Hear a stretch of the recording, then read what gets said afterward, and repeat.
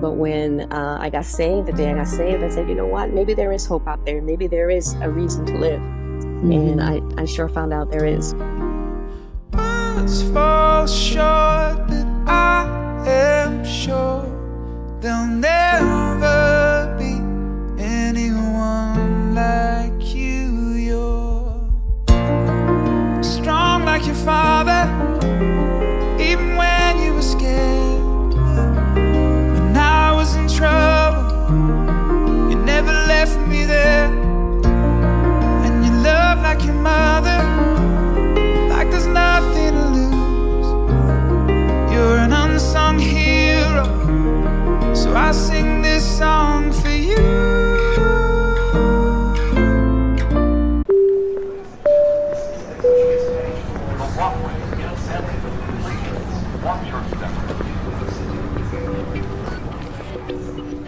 Are you in need of a passport in a hurry? Look no further. Global Passport Express is here to help. With our efficient and reliable services, we can process your passport in as quick as 7 days. That's right, just 7 days. And that's not all. We specialize in visas for many countries, including popular destinations like China, India, and so much more. Whether you're planning a family vacation, a business trip, or your next mission trip, Global Passport Express is your one-stop solution for all your passport and visa needs. So why wait? Reach out to us today at 210-375-7525 to speak with one of our friendly and knowledgeable representatives. They will guide you through the process and answer any questions you may have. You can also visit our website at www.globalpassportexpress.com for more information and to start your application online. It's quick, easy, and convenient. Mention this ad and receive 10% off any of our services. Don't let time constraints hold you back from your travel dreams. Trust Global Passport Express to deliver your passport fast, hassle-free, and with a smile. Global Passport Express, your passport and visa experts. Get ready to explore the world.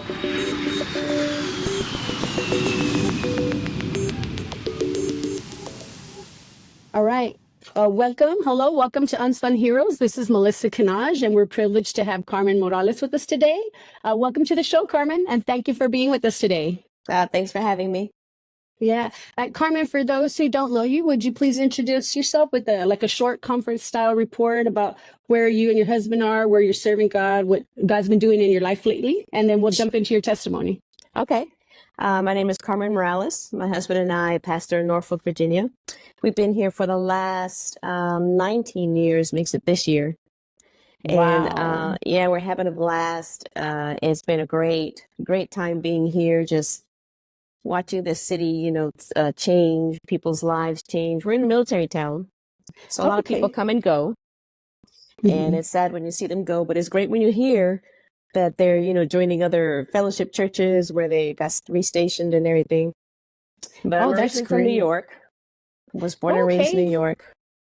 Oh, great. Okay. Well, then, if you could just tell us, maybe, share with us about where you grew up, what it was like for you as a child. Mm-hmm. Okay. Yeah, I was born and raised in New York. I was born in the Bronx, but we were raised mostly in Flushing, Queens and Long Island.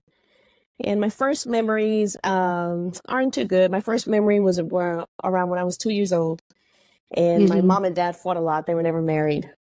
He would always promise to marry her, but, it never happened. And so I remember my first memory is me and my sister sitting on a sofa watching TV, the cartoons, and my mom and dad just going across with a broom and chasing each other with a broom or a mop, screaming. And so we would just turn up the volume and sit there holding hands. And I remember this very often.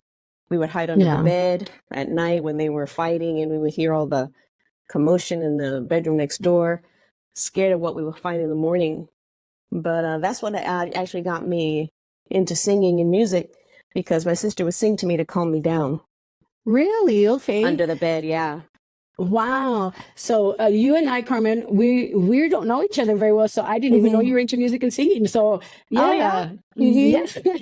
Well, that's great. So it's our background has a lot to do, you know, with our childhood. So Yeah. what would you say, like, that was when you were two? So what was it like, as you were growing up, elementary, you know, teenager? hmm It was difficult during elementary school. We moved to Long Island, which was being in Queens was a little more interracial.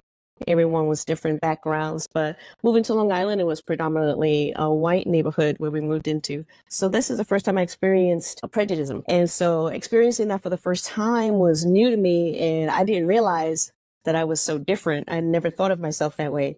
But all of a sudden, I got self-conscious of my hair, the way I looked, the way I dressed, the way my parents looked, because my mom is dark, but my dad is light. And it was the first time I experienced that, and it was very weird for me. But during the high school years, it never really changed. I became a loner, became more to myself, became depressed, got into a deep depression when I was around 12. It was the first time I think I started thinking about suicide. Mhm. And what really triggered that, though, was when I was 7, I was visiting my grandparents in Puerto Rico, and I got raped by my dad's uncle. I'm so sorry. It was a bad experience, and I told my dad everything that had happened, but he told me that I was a liar, that it wasn't true, not to tell anyone else. So he just kind of covered it. And looking back now, I could tell it was more out of fear than not wanting to believe me. But I never mentioned it again, never told anyone. But that really affected me and how I felt about myself and how I viewed men in general. You know, I started getting this distrust of men. My dad didn't protect me. My uncle, you know, abused me. And then it seemed like a lot of grown men around me, you know, were always, oh, you're so pretty, you're so this, you're so that. But it started becoming something negative instead of positive because I didn't like the way they were looking at me. I didn't like the way they said things, you know. So I felt like I was always on the defense as a Yeah. young girl. I can imagine. And so as you were growing up and, you know, you moved from town, did your parents stay together even though they never got married, or did you? No, they were on and off. And Okay. when I was 4, he left for the first time. My mom kicked him out. She couldn't take the abuse anymore. And then they got back together when I was 10 because she has sickle cell anemia. So she was going through her first hip replacement. And she asked my dad to come back in the house as a provider, not as her husband. And so that was a strange relationship to watch that happened when I was 10. And so he'd be Wow. off with girlfriends. And then my mom, we were at home taking care of my mom. Wow. So you said that you have a sister. Mhm. And do you have any other siblings? Yes, there's actually 7 of us. Like I said, my dad was a Rolling Stone, so we have siblings, 7 that we know of. Who knows how Wow. many out there that we don't know of? Right. Okay. Yeah. And and you know, at that time or any time in growing up, was there any spiritual or religious background or anyone who told you about Jesus or anything like that? My dad's side of the family was actually Pentecostal. I'm sorry. No worries. So I just rang the doorbell. My dad's side of the family was actually Pentecostal. And every time we went to Puerto Rico, we experienced that side of religion. But my mom's side was Catholic, and they also practiced Santeria. So I grew up with that also. And so we saw both sides, and we experienced both sides of the coin. But as a young girl and experiencing everything that I experienced, I kind of gave up on God around 15. Okay. That's when I actually attempted suicide because I didn't want to live anymore. And after that, I was always asking God, if you're real, you know, I see my grandparents' side and I see my mom's side. They believe in you, but if you're real, you know, can you change my situation? Can you take me out of this depression, out of this, you know, these negative feelings that I was feeling? And nothing ever happened. So I decided, well, he's not real then. Wow. And I know sometimes like when people try to commit suicide or is a cry for help, did you actually try, you know, to go through with it, or was a cry, you know, more of a cry for help? No, I really wanted to just end it. You really too wanted it? Yeah. I slit my wrists and I swallowed 175 pills. I was ready to go. Yeah. And what happened? Like, I know that was God's intervention because Yes. I was using your life now. Right. My grandparents, like I said, were Pentecostal Christians. So what happened was my mom found me in convulsions, and I was already in a coma, having seizures. And they were actually able to get me to the hospital and get charcoal pumped through my system, I guessed in time. And Yeah. I don't know how many hours I was in convulsions and seizures, but they told my mom that if I do come out of the coma, and they didn't have any hope that I would, that I probably have some brain damage or some damage to my body because the pills had taken a toll on my system. Oh my But goodness. my father told me later on that he called my grandparents, and because they were Hmm. Pentecostal Christians, they started praying, and they had their church praying for me. And Oh, thank then God. his father called and said, "Don't worry, God spoke to me and said He's going to bring her out of this." Wow, praise God. Mm-hmm. Wow, that's just it's so sad, the things we go through. Like, so you said that you have your siblings. So did you have your sister there throughout this time with you, or how Yes. many did Mm-hmm. actually live with you? Just me and my sister. We grew up together in the same house, and then my Okay, other is siblings she grew up with their moms. okay? Okay, so was she older than you or younger than you? She's older, a year older She's than older. me. Mm-hmm. Oh, okay. It's kind of like me and my sister. I'm like 3 years older than her. Mm-hmm. But okay. So what was your life like then once you left? Did you graduate or Yeah, I graduated high school. I got through school, and then I did a little bit of college, and then I decided, no, I don't want to do that. I just want to work, and then see what happens then. So that's what I did, and I ended up meeting my husband in New okay. York. He was on recruiter's assistance, and we just got together, and he asked me out on a date. We went on our first date, and we've been together ever since. Wow. Well, that's great. Yes, So and I know you said that you had a distrust, a mistrust of men. I did. So yeah, so this is all obviously before you got saved. So did y'all Yes. just get together, or did y'all get married right away, or can you kind Uh, of walk us through some of that? yes. Like, My husband was a Marine, and so this was right before the Gulf War broke out. And so when we met, he was actually scheduled to go on deployment to the war, but he didn't know when. hmm, So we were together for about maybe a month, and then he went okay, away to war. He got called. He had to go, and so he went. And then I found out I was pregnant, and so I wrote to okay, him when I could because he couldn't write to me right away. And then when he came back 8 months later, we got married and then moved to Jacksonville, North Carolina, and that's where we got saved. oh, okay, praise God. So, how long were you married before you got saved? Maybe a year, Okay, almost a year. It was more like 9 months, 9, 10 months. okay, so like 9 or 10 months. Wow, so that's great because God was able Yes, to come in right there. exactly. Yeah, because by that time we were ready to call it quits. We didn't really know each Wow. other. Yeah. Okay. So what would you say, like some things to maybe young women that have gone through what you went through as a child, Hmm. with with the depression, the violation in your life. I What would would say, I would say there is hope.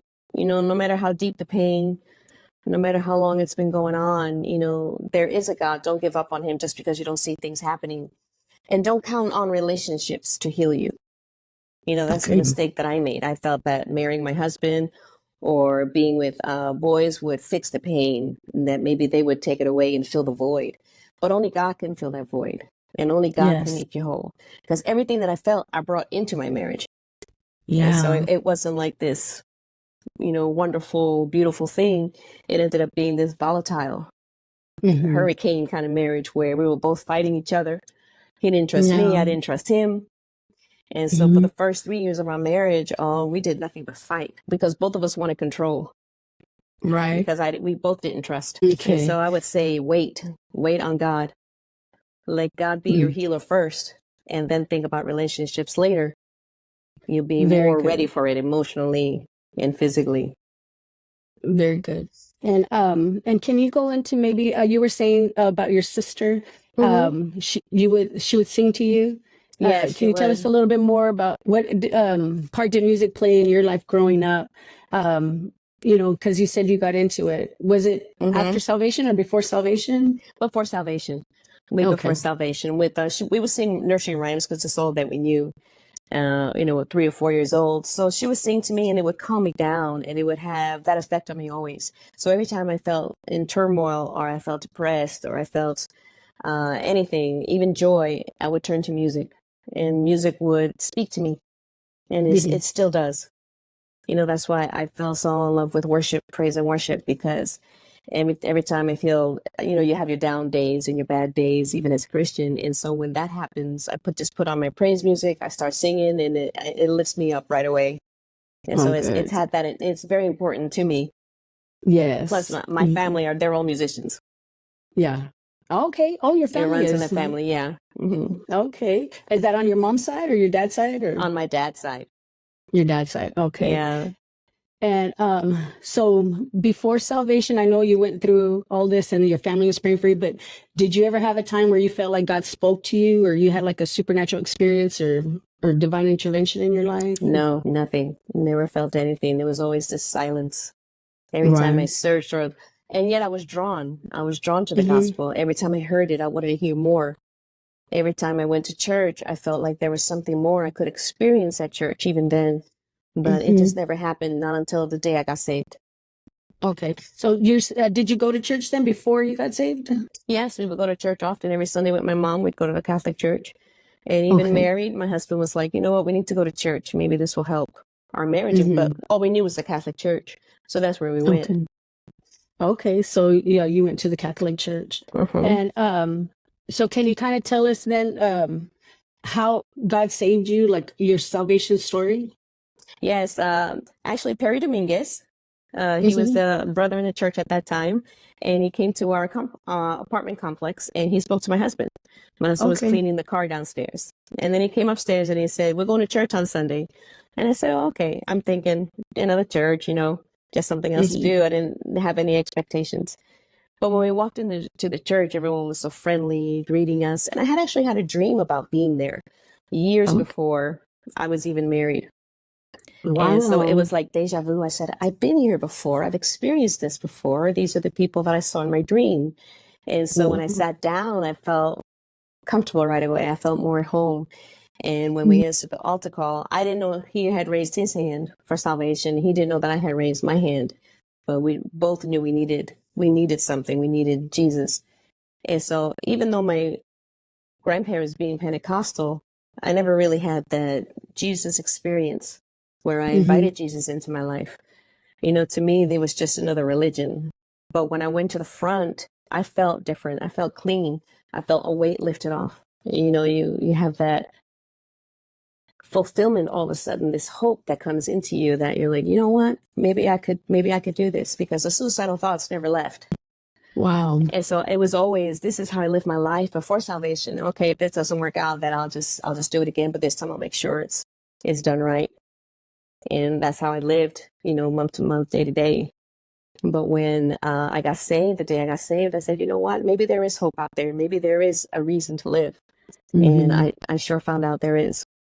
Yeah. Wow. Praise God. God is good. So Mm-hmm. it's like you were living your life, but through it all. And nowadays, it's like people would call it mental illness, but we call it Right. right. Mm-hmm. But we don't. But we understand. It's like no, there's a devil in hell, and we don't have hope. But Exactly. It's that emptiness, mm-hmm. that Wow. hopelessness, and you give up because, you see It's things not changing, you just give up. for Mm-hmm. instance, through that she would when we got saved, a child too. Mm-hmm. You're Yes. saved. For the first few years, I didn't struggle with it. I think God Okay. gave me a period of grace, but of course, those familiar spirits come back. And I have struggled on it, on and off throughout my salvation. But I've learned to just cry out to God, at those moments where the depression tries to come back on, or the suicidal thoughts, or just not to so easily give up when I don't see situations changing. I've learned to just wait on God. Just, Yes. it's not going to the storms are not going to last forever. And the Yeah. pain will be lifted off of you if you just trust and wait on the Lord. It's not an easy thing, but it's something we all have to learn Yes, to live. very true. Can you kind of expound maybe on your marriage because you said the first few, years y'all would Mhm. just fight. It was horrible, horrible fighting. But you put two selfish, hurt people together, because my husband had his own issues in his own childhood that he brought to the marriage, and so now you have Right. these two hurt, selfish people trying to get their own way in one house, and it's Yeah. going to get volatile. But after salvation, my husband changed drastically, and I'm not saying that he was the issue. We were both the issue.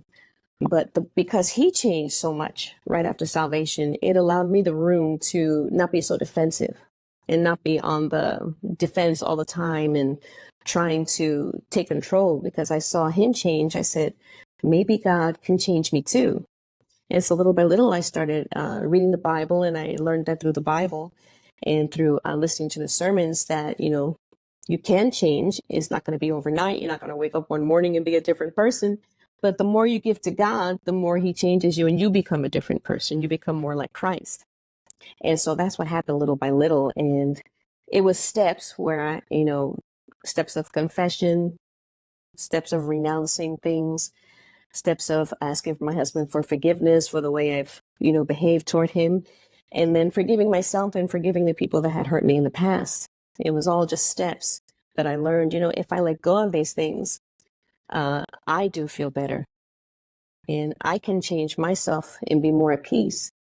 So I don't always have to be thinking that I have to defend myself everywhere I go. Very good. Very true.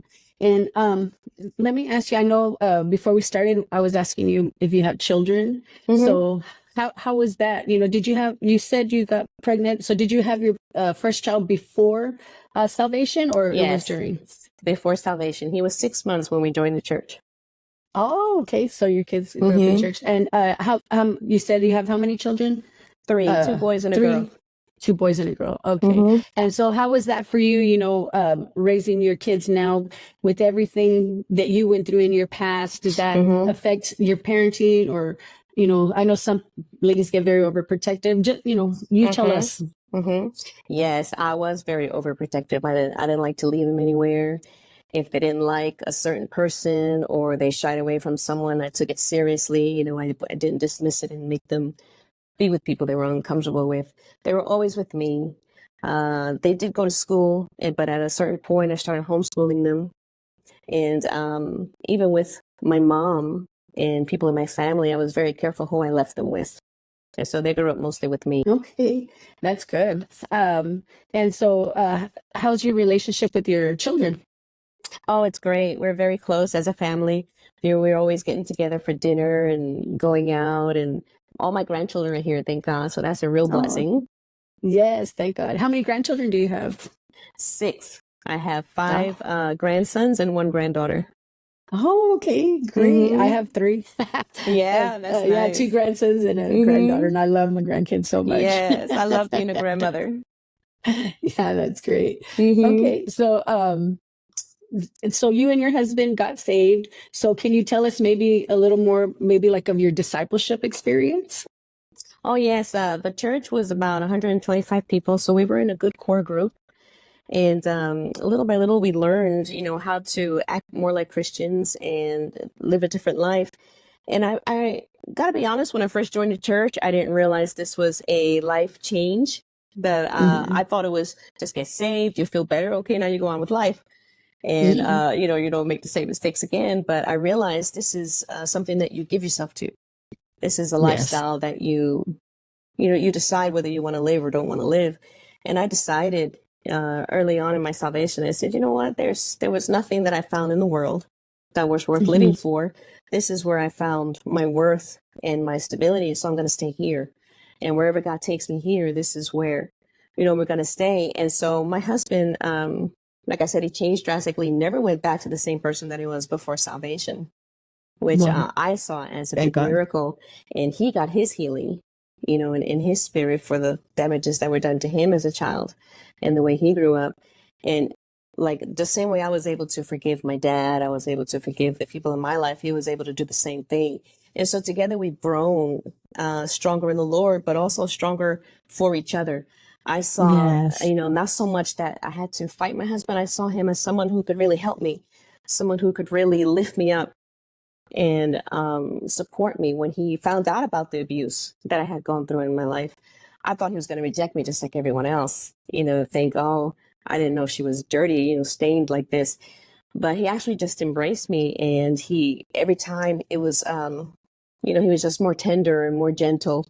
And that helped me to completely trust him. And in trusting him, I learned to trust God. Yes. More because, you see God as a male figure. And so that was a problem for me at first. Yeah. But as we walked with Christ more and more, that became easier because of my relationship with my husband was becoming better. So my relationship with God was able to heal also. That's wonderful. Mhm. People really hear that because sometimes it's like, as women, we just want to fight our way, Right. instead of submit. Yeah. And let me ask you, because you were saying he learned to forgive. And so how would you describe now your relationship with your mom or your dad? Did you tell your mom about the violation or only your dad? I finally told my mom when I was in my 50s. I'm 55 now. So maybe when I was 50, I finally told her. And she Wow. said, you know what? I was wondering why you never wanted to go back to Puerto Rico, why you never wanted to go back, and she said I had gotten this anger towards my father, and I did. I resented him a lot for not supporting me at that time, that I really needed him. And so she said, she apologized to me, and I'm thinking, you don't have any need to apologize. You didn't do anything wrong. You didn't know. And so I was able to talk to my dad later on. It was in my early 30s that we Mhm. spoke. And so he had actually given his life to Christ before he died. He's already deceased. He Well, I had given praise his life to God. Christ, and he apologized to me. And so we were able to mend that relationship. And I had always loved my dad, but it was always this distant love where I didn't trust him, but I loved him. And so Yeah. all that was mended. Well, praise God. And how old were you when that happened? I was around 32, 35. Okay. Wow. So, Carmen, you really kept that, not even to tell your mom or to tell anyone No, for so many years. I promised him I wouldn't tell, so I didn't tell anyone. Wow. So you promised your dad. Yes. Wow. And so you talked about did you ever have to go back to Puerto Rico? How did you deal with, going back? Yes. Later on, I did go back, and but I was a lot older. I was 7 years old when this happened. I didn't go back until I was 12 or 13. And so I went back with the mentality that if anything happened, I was going to fight. I was going to fight whoever I Yeah. had to fight. And I wasn't going to tell my dad. I was going to tell someone else. Yes. But thank God I never had to go through that again. I never had to even see the person again. It was the first Okay. time I had ever met him, and it was the last Hmm. time. Wow. Yeah, I Uh, thought that was very bizarre. that's like a seed the devil sowed there, Exactly. so young. Mm-hmm. Wow. And so you grew up, you were saying you faced a lot of prejudice, Mm-hmm. growing up. What was that like, or what That would was you very speak hard. from? Yeah, it was very painful. It was very painful to receive because you have these people rejecting you, but you have no idea why, because they didn't even know me. They didn't know me as a person.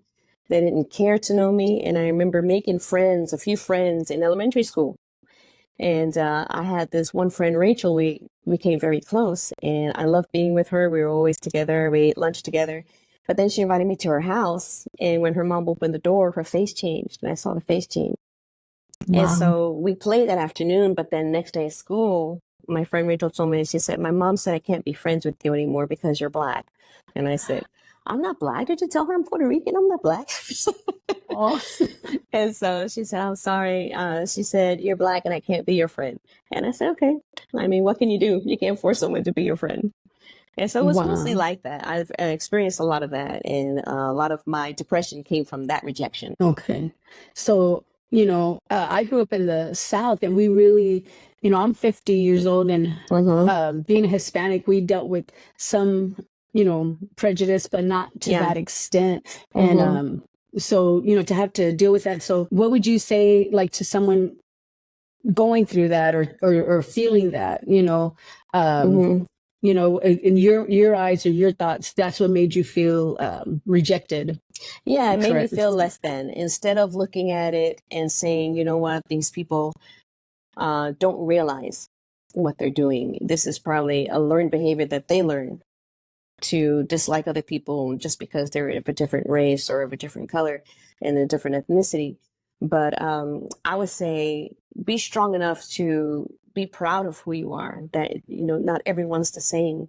And just because your skin is a different shade or your hair is curlier than other people, or, you don't have the straight teeth that everyone has or the skinny body, there's no reason to feel ashamed or to feel that you're less than. And that's how it made me feel. And I allowed it to make me feel that way.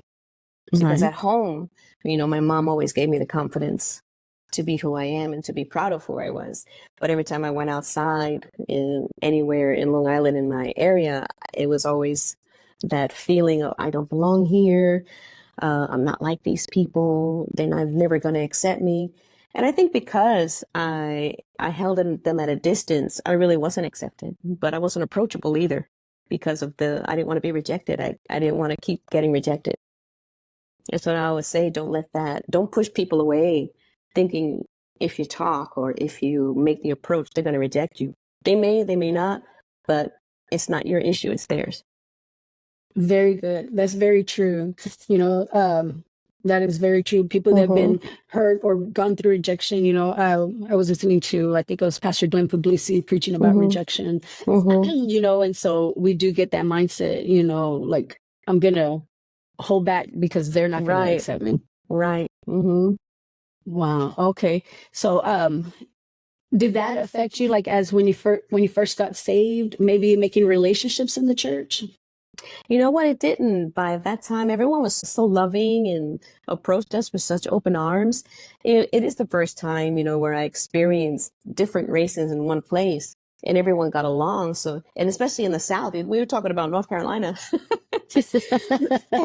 Of all places, in New York, I experienced prejudice, and in North Carolina, I experienced acceptance. I said, that's bizarre too. I know, I was going to say, but wait, I thought it was the North.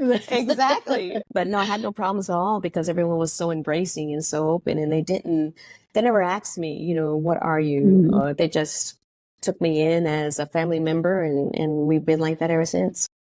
That's wonderful. That's great. And so in your church, your home church, what about like your ministry experiences? When did you and your husband first feel the call, to enter into pastoral ministry? My husband felt the call about 3 years in, and he said, I think I'm called to preach. And I said, well, that's great. I'll support you in whatever you want to do. And of course, I got into the music ministry on platform. I started playing the piano and singing for the worship team. And that I did until the day we left. Okay. And so when my husband actually answered the call, we were there for maybe 8.5 years. Okay. Being discipled and just getting strong in the Lord and confident to do. Yeah. Yes, definitely. So you would say your church was in thriving revival? Oh, yes. And where did you get saved? In Jasper, North Carolina, under Pastor Sospansky in Veneta. Okay. Okay, great. That's great. Okay, so we're gonna save the rest of that conversation for our premium subscribers. Okay, the link is to the subscribers are gonna be in the show notes below. Every dollar that we raise here goes to world evangelism, and we don't keep a dime. So for our regular listeners, thank you so much for joining us. I can't wait for next time. We're gonna be right back with the second half for our premium subscribers, and we'll be right back. You're my unsung hero, and I sing this song